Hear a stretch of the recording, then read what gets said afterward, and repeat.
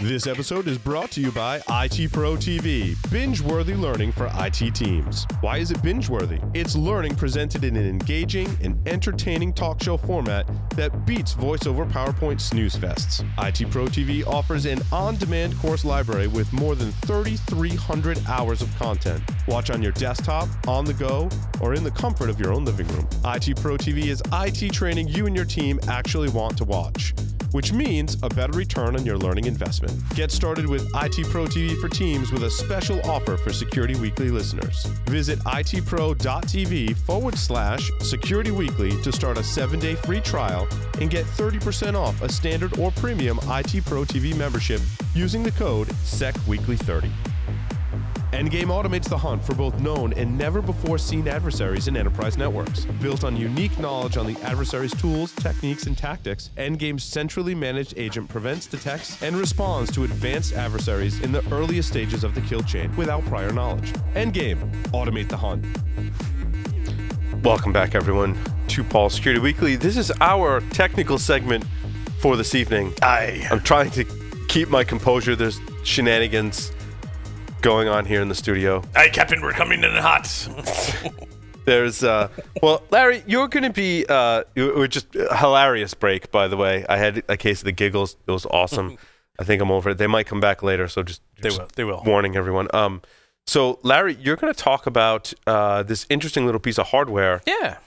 It is the ESP8266 system on a chip. Yep. So, I would just first quickly, Larry, what is the problem you're trying to solve before we get into the technical details? And you know what? I kind of expected you to ask. You knew that was coming. Yeah. So there's some really interesting things that when I initially started playing with the ESP8266 for some problems I wanted to solve, and I've got a couple pages for some things that I was looking at here, wherever my mouse managed to disappear to here. So one of them, guys, if you switch over to my laptop here, I found one that I was looking at, which was a hardware serial port monitor over Wi-Fi. Like, I wanted to look at something over on a serial port and be able to monitor that over the network. So kind of like a terminal server type thing, but I didn't want to have to run a cable. So you could take serial output and shovel it Ethernet or Wi-Fi so that I could look at it on another device. Remotely capture a serial port output. Bingo. And what was the reason for that? I had some devices that were serial enabled. So one of them was the output monitor for my solar charging and battery monitor. Yeah, okay. I want to capture that and be able to send there's a lot of like UPSs, it's a serial port. Monitor. Yeah, serial monitor. Okay. Yep. Now, is there hacking shenanigans that can go on, or is this more just a useful... It was, for me, more a useful case for something to do. And I spent some time with Ed Scotus talking about Wemo and doing all the IoT hacking type stuff. One of the sets of boards that I'll be talking about very much also was, it's like the IoT of anything. Mm-hmm. It's a wireless device that has a system, a full system on a chip. So it's got a processor and some storage and some pins you can interact with. So, I built one of the devices in my office that you could talk to the Amazon Echo. Mm-hmm. You note I didn't say the name so that it didn't everybody in the room. That's good. You could talk to your Amazon Echo to tell it to do things on your network, attached to a Raspberry Pi that was on the network, and then it would trigger some of the pins. And I thought about one of these types of things for something smaller to do that. Some serial monitoring. Now, did you want to send commands to the device over a cellular port as well? So it's a bidirectional communication. It could be bidirectional, or in the case of some of these other devices that I just wanted to be able to trigger a relay, and you could do the same thing. And ICS obviously was built largely over a serial industrial control systems, PLCs. Certainly the watts of serial involved there. Right. Yep, absolutely. So those were some of the initial problems that I was trying to solve. So I wanted to be able to enable some hardware on a network over a Wi-Fi connection. I also... Terminal? Can you get to a terminal? We used to use something... Was it over a serial? You could put a TTY on a serial port. Yep. And if you plugged into the serial port with a cable, you could. But then there was things that basically enabled those over the network. It was like really big, expensive gear. Terminal server. So yeah, it was like it was a terminal server. Yeah, Yep. yeah. Thank you. Yep. And you can still enable your TTY over a serial port on Raspberry Pi. That's half the time how I interact with them when I'm setting them up. Gotcha. With a little USB to serial converter and plug those into the serial TTY port on the Pi and configure them that way. And so, but now your device is Wi-Fi enabled? Yep, it is Wi-Fi enabled. Interface, so it bridges Ethernet or Wi-Fi networking, TCP/IP into your serial port. Right. Gotcha. Also, you can also integrate I2C, SPI, trigger relays, you name it. So that was. I see. So it's not just limited to serial communications. Right. Whatever you can essentially, do you have to solder it onto that chip? Yep. Well, or you can solder on a connector. Yeah, I got you. Okay. We'll absolutely get there. So some other ones I found when I was looking through this stuff. I mean, we could take one of these devices and we could add a GPS to it and then a little display, and we can put it on our network and we can make it an NTP server on a device that's like two quarters side by side type of thing, a little thicker. But what really fascinated me with this was some of the projects that folks started to do with these. And it's a Wi-Fi chipset that is effectively, when you add the ESP8266, it's this one module right here, and then you can add stuff to it. In this case, they've added the ability to do serial port, so you can upload and download firmware for it. You can change effectively the operating system, the firmware on these devices. The ones that I've been playing with are the Node MCU devices, which they're just the ability for us to take that ESP8266 chipset and interface with it. And Node MCU gives you a set of firmware so that you can do stuff with it. The Node MCU firmware allows you to program these devices in Lua. And interact with these devices, Wi-Fi, all the pins, you name it. Right, because there's no operating system in its truest sense, right? It's really just code running directly on the chip, which is why we call it a SoC. Exactly. Yeah. So there's not like a Linux kernel that you're loading on. Correct. It's a system on a chip would be the best term I would use to describe that. You are uploading an operating system. I think it's more of a real-time operating system. Yes. So you create a program in Lua, you load it on the device, and it does its thing. And there's all sorts of modules to be able to do Wi-Fi stuff, and you name it. You can also replace the, quote, bootloader and firmware and such to make them Arduino compatible. So if you've ever done any Arduino programming, you have an Arduino effectively limited capabilities to some of the Arduinos, but with built-in Wi-Fi. More functionality when the Lua interpreter is on there? Potentially. Okay. It really becomes down to what you're comfortable programming it in. There's a bunch of other stuff that you can add to it for different languages, and so Arduino, you can use their language. You can also do C, C++, a bunch of other stuff through Arduino as well. There's also the same base chipset that's in some of the Adafruit, either Huzzah or Feather designs. So same basic chipset, and arguably the Node MCU hardware is compatible with those.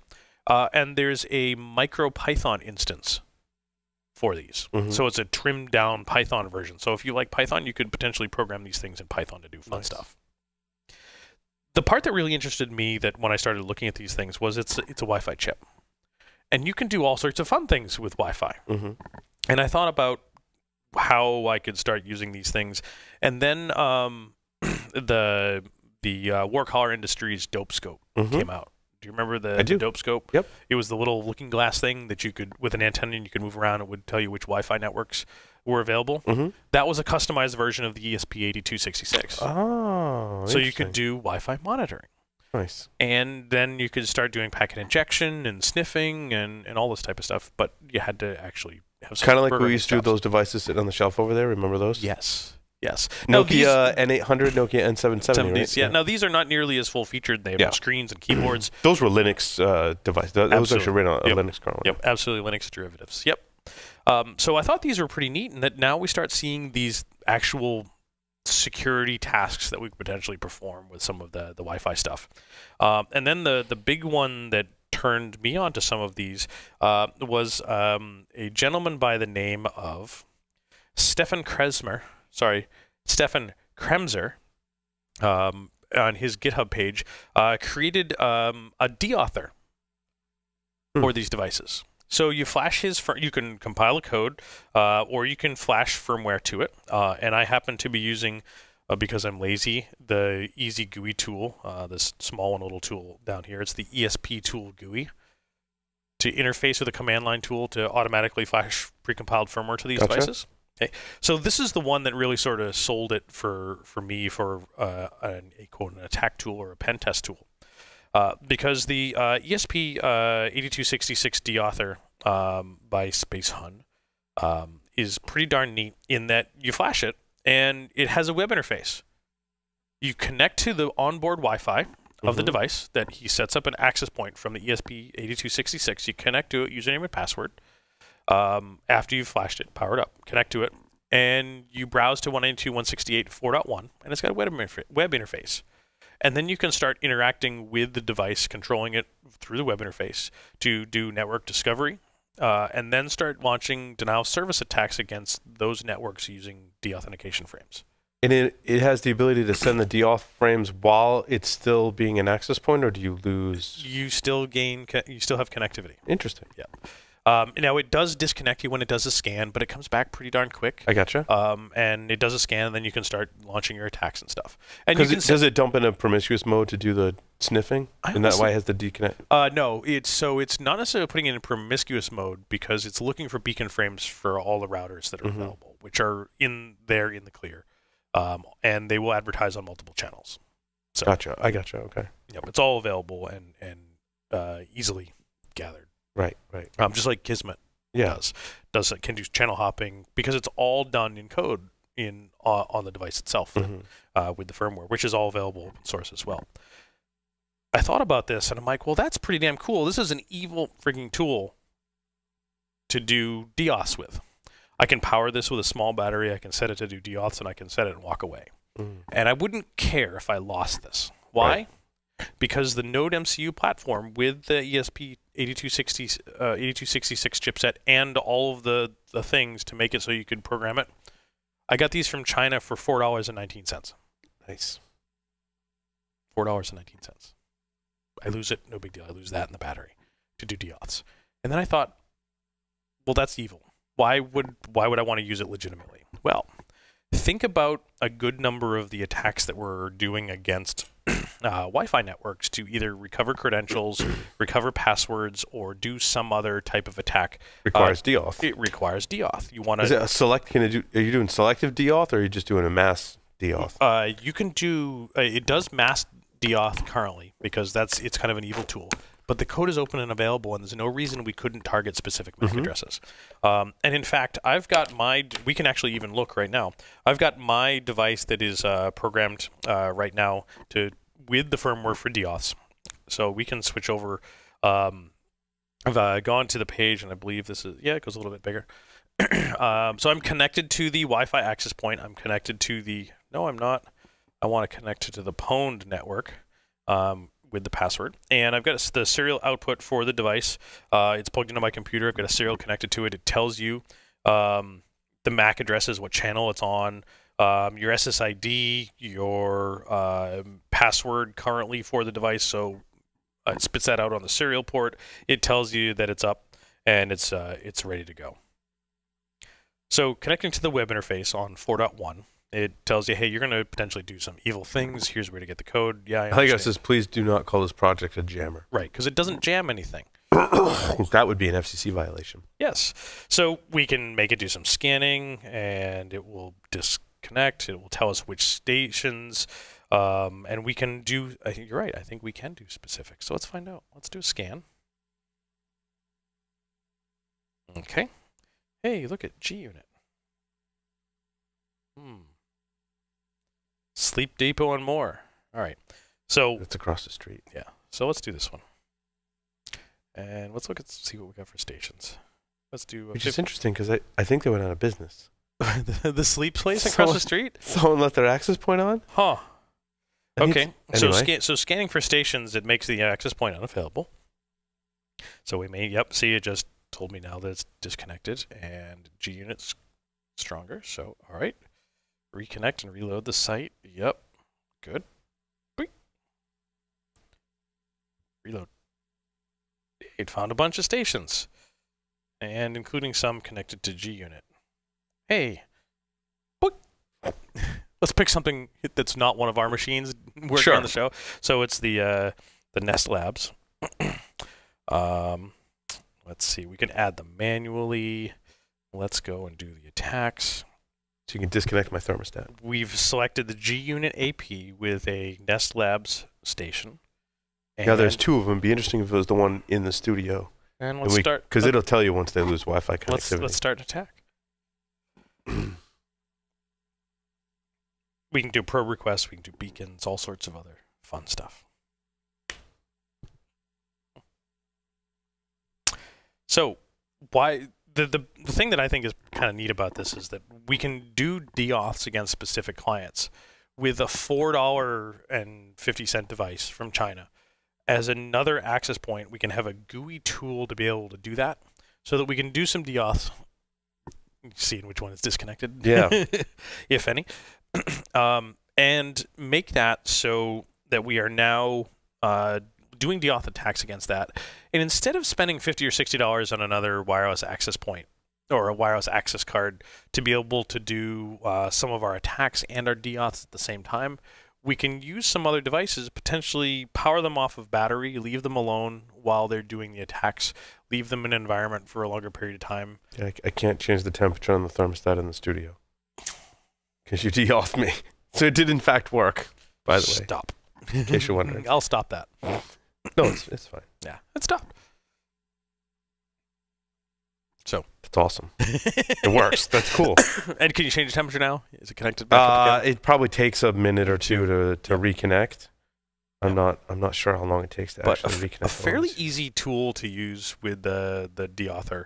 Oh no, it reconnected now. Oh, nice. Yeah. On a small platform, very inexpensive. Turn the heat down before we roast in here. Yeah, and can absolutely be used to do some legitimate attacks, because we do the deauth and now it tries to reconnect to the network. And if that network was a WPA2, WPA2 pre-shared key, we capture the 4-way handshake and now have the opportunity to do password cracking. Cow patty?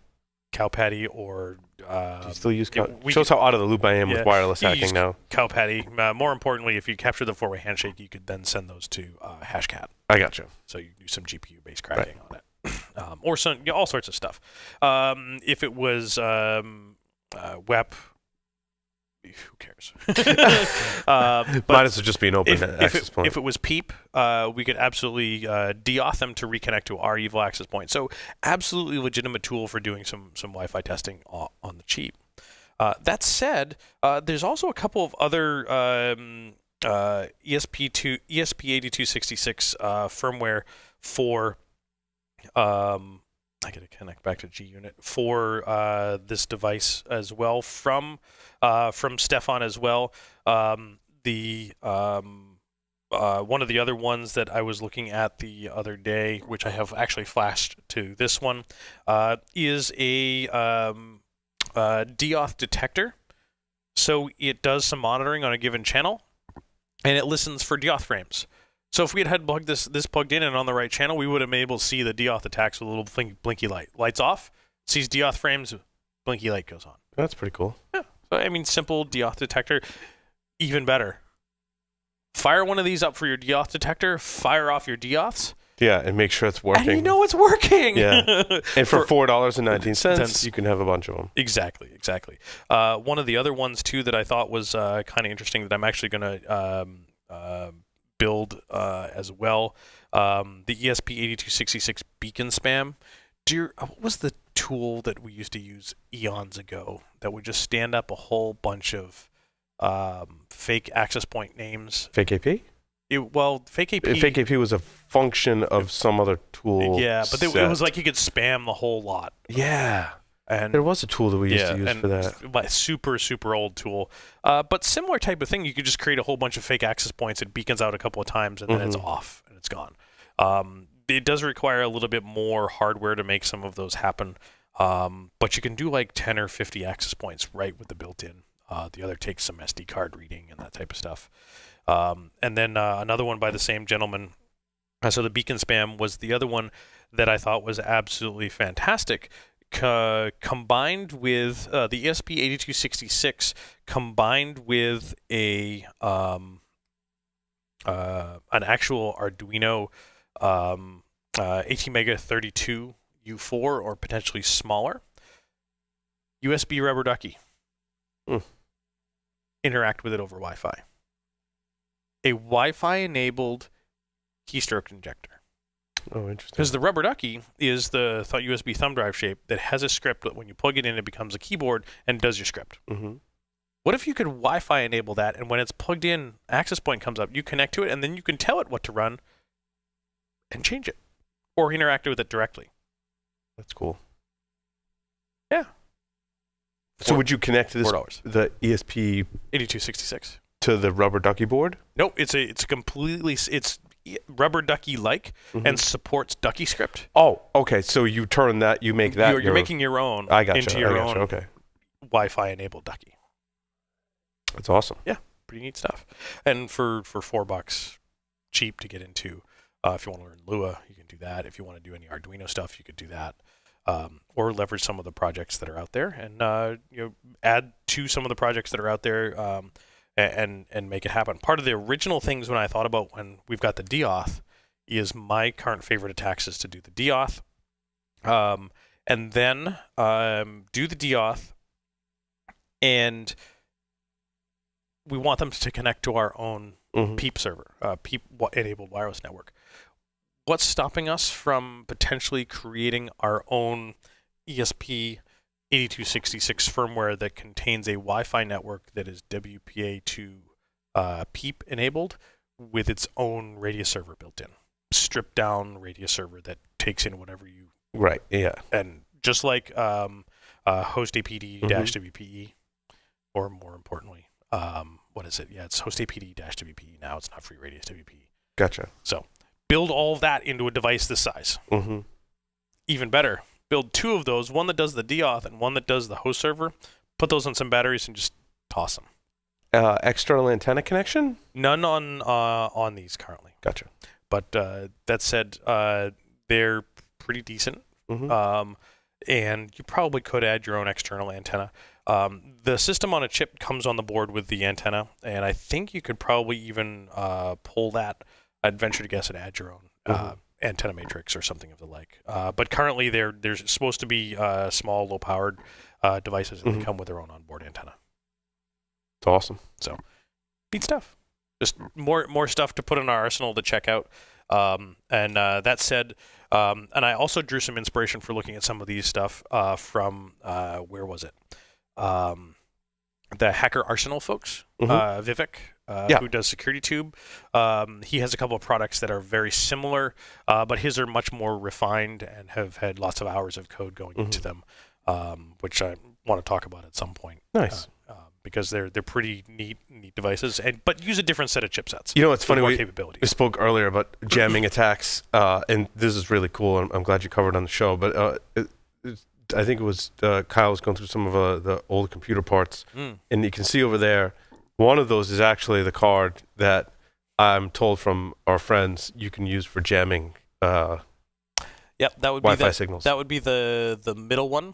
That's the SMC card. 200 milliwatt output, which is fairly robust for the cards at the time.